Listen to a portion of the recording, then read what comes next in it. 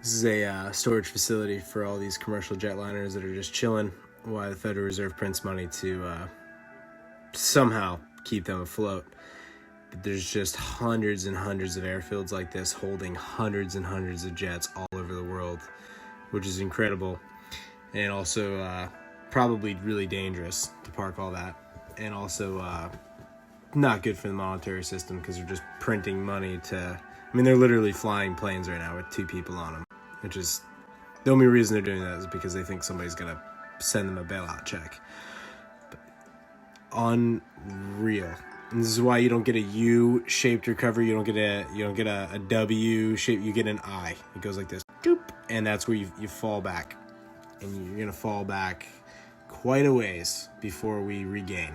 If you're in the camp where you're like, yeah, we're just gonna return back to work and everything's just gonna go right back to normal, it'll take several years to get all of these planes off of where they're parked at. Several years to get that. You're just looking at just hundreds of millions of dollars of just straight debt. Very last plane off of where it's currently parked at. It's just unreal, unfathomable, all that, just debt, like just an excessive amount of debt. I mean, all the virus makes the top news, and though it's sad, and it does have a kill rate, but it's less than most other things on the planet. This right here is very much, you're witnessing a collapse of, well, Braid Alia would tell you you're witnessing the collapse of the old world order, and you're going to witness the beginning of a new world order. But it's just the massive amount of centralized control to make this happen, and how easy it is to make this happen is just blows my mind with how fragile society is, and people just assume they're going to walk into a grocery store and see a gallon of milk there tomorrow. It's humorous to me because nowhere in human history has that lasted for very long. When things are good and frothy for a good 50 to 100 years, you got to start thinking like it's about to go down. I mean, it's just unreal. It's just absolutely unreal. Listen to this pilot talk to the controller. You know the total number you have right now?